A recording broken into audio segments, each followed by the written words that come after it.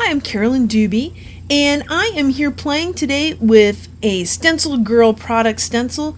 This one is called Crossed Circles and Rounds, and it's by Andrew Borloz, and it is just so much fun to play with. You've got 6 different patterns on here. You can tell the 2 I've been playing with a lot, and you can combine them in all sorts of ways. Just because you have a small section of this, you can actually fill an entire page with it, and I'm going to show you how to do a repeating pattern with those. First thing I need to do though is I am going to tape off part of this because I am a wee bit sloppy and messy and I don't like to think about things too much, so I'm going to make it so that I don't have to think too hard. I'm going to use some repositionable tape. This happens to be artist tape, but blue painter's tape or anything you've got will work. And I'm just going to tape on, that was some scrap cardstock that I had from something else, and I'm just going to go around and add this to the edges, securing it so I'm not blocking any of the holes that I want to go into. So now what I'm going to do is paint on some deli paper. Hidden underneath there is my deli paper. I promise it's there.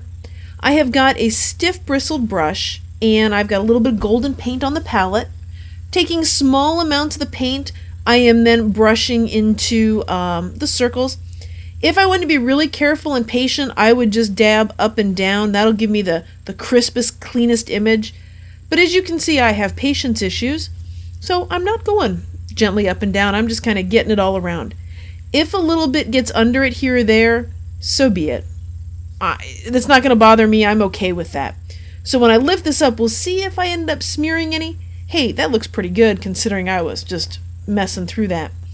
So what I'm going to do now is show you that even as messy as I was, I think those are pretty nice circles, or at least my level of happy with circles. I want to make this a repeating pattern. I want to fill this entire sheet of deli paper with this circle. So what I'm going to do is I can do all sorts of careful measuring and try and find my inner engineer, but oh wait, I don't have an inner engineer. I'm going to do is line up some of the pattern that's already painted with the stencil, and that'll tell me where to go next. So when I've got it about where I want it, then what I'm just going to do is bring in the paint and I'm going to repeat the process all over again. Here I'm sort of doing some of the up and down, but it won't last long and I'm going to my faster circular brushy way. Again, if a little bit goes underneath it, I just call it an oops. I'm not that precise, so that doesn't bother me at all. So as you can see, the circles are turning out pretty well. I'm going to line up, even though I really want to try and get it to line up on 1, it's going to line up on 2. And I've got that around there. So now when I come down to do the next row, I've got the top that I'm going to line it up against. And actually, I am going to hit it with the heat gun just because I'm putting all that stuff on top of it and I don't want something to smear. And I'm going to keep going around with this. Since I do not have an inner engineer, I now can line up on the top and the side, so I don't have to be an engineer. I don't have to be that precise. And the stencil will actually do the work for me. And I'll end up with this wonderful, equally spaced, oh, see it slipped. You should hold the paper down when you do this. Nice, evenly spaced. It'll all look like I've worked hard to line it up, when really, I'm letting the stencil do all the work for me. Thank you, Andrew, for making a stencil that does the work, not me. Again, the heat tool, just because I'm worried about the risk of smearing. If I'm taking the time to do this somewhat neatly, I don't want things to smear on me. So here I am finishing up the last part of it. Look at that beautiful page. Looks like I measured it evenly, beautifully, and I did not. Gonna hit it with the heat gun just to be sure because I'm about to be working on top of this with another layer and I don't want things to smear if they don't have to. So for this one though, because the way I'm gonna be doing it and I'm such a sloppy stenciler, I want to keep as much paint from running underneath, so I'm gonna be cleaning off the stencil every now and then on this journal page. This sort of ends up being a place where I'm just cleaning. I don't want to waste any paint. So it just starts building up a random background for a future art journal page. So you'll see me pull this in and out, and that's what's going on.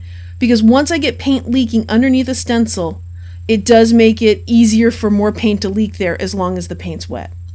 So now what I'm going to do is I'm going to line up. Do you see how I've got the circles oriented?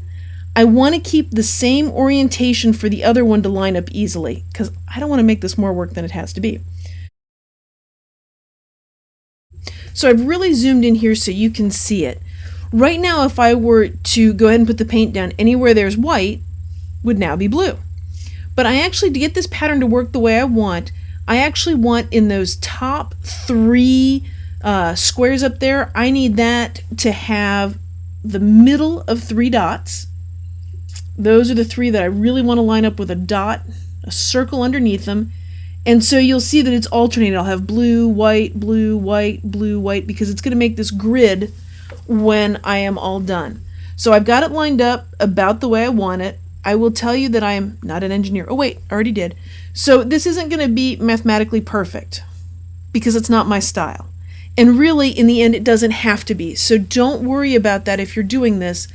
Just try it, play with it, and again, I love the variation that's within it, even when things don't match up perfectly. So I'm going to take that brush, and I am just going to put, now I've noticed I've got a lot more paint on this because I want a darker look, so I'm using a pretty wet paintbrush for me for a stencil, and that means I run a greater risk of paint seeping underneath. See, and I'm even still trying to go up and down. I'm really trying. But it worked out beautifully. And here's what the 2 patterns look like combined. I love having a lighter and darker part to make it pop, but because I used so much paint, then it was so wet that some of it does start to seep underneath.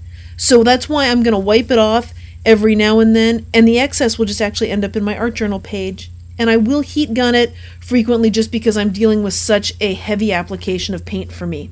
And so I'm just going to keep lining this thing up and stenciling.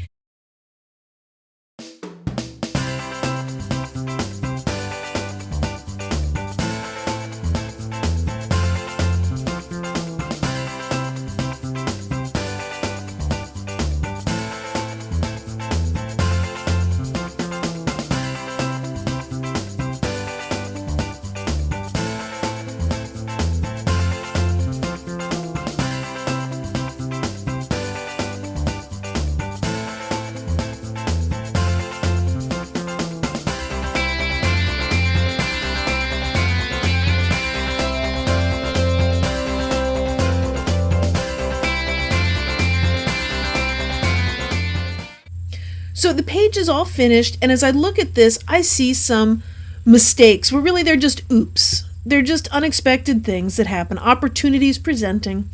And what I'm going to do is I'm going to fix them, but that corner up there, I actually kind of like it the way it is. I like it a little bit off. So I'm thinking next time I do this, I'm actually going to do it as an offset thing, not directly on. But those little missing ones right there, all I have to do is go back in with the stencil, line up on top of it, and I can just add the missing squares in, and it'll work out just fine. So that was an easy thing to deal with, no big deal at all. But I really do like how that offset looks, so I already have an idea for something else I want to do with this. Gonna hit it with the heat gun, because what I'm gonna be doing with this now is putting some pattern underneath it. So I've stamped an image from Hero Arts onto plain old white copy paper. I'm feeding it into my Xyron, and I'm doing that to turn it into one giant sticker. This will evenly apply the adhesive for me without a lot of effort, and I'm all about making things easy. What's going to happen, the trick to this though, is that I put it in face down, so I'm putting the sticky stuff on the side that you usually don't, or at least I don't when I'm making things. When I peel this off, I'm actually going to put the deli paper right on top of it, so that the pattern shows through in places with the blue and then the collage stamp underneath. As I put this down, it may go down perfectly smoothly, or I may get some wrinkles in it. If I get some wrinkles in it, I just call it an oops. So I've run it through the Xyron again so that I can get the adhesive on it, and then I'm going to stick it to some scrap cardboard that I had lying around so that it starts to have some dimension or some height to it. So now I'm going to build my project. I've got this canvas board I had from something else which has dictionary paper and paint on it. I am going to cut out about the shape of what I want on the cardboard. It's not going to have perfectly straight lines, so I'm just going to embrace that rather than fight it. These little scraps that I have, I like those, so I'll save those for something else. That's a nice thing to have for the future. I've got this whole big piece left over, and I'm going to set that aside. It can be for another project for something else. But now I want a focal image for this, and I'm going to use this woman from Art Gone Wild. I'm going to stamp her with archival ink, and it's not going to go well. I'm stamping onto cardboard, and if you've done that, you know about those lines you get. But what I'm just going to do is fix it with a little black paint. With this very, it looks like I'm being real careful, huh? Just kind of filling her in, and in the process it gives it a nice extra little subtle bit of dimension. So now I'm going to put a bunch of tacky glue on there, and that's going to hold her in place. You can use gel medium, anything that you've got. This is a green fabric flower that I made. Oh, need more glue there. And green fabric flower I made who knows when.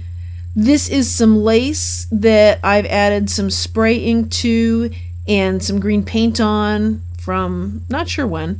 And I'm going to let that dry before I wrap the lace around to the back. And I want some words on this because I love some words. These are some of those word papers from Tim Holtz, one of his book of words.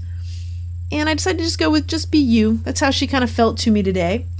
She doesn't feel finished to me yet. She needs some writing on her because I love words and writing, and so a little bit something more. I'm going to take a Stabilo pencil and I'm going to go along the side.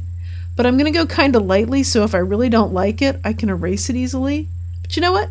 I like it. So I'm going to go back over it a little bit darker, and I'm just going to add little bits of black here and there so it looks like it all belongs. Thank you for watching. If you've enjoyed this video, I have a favor to ask. I'd appreciate it if you'd support me and my art by sharing this video. Words cannot express how that support fuels my creative spirit.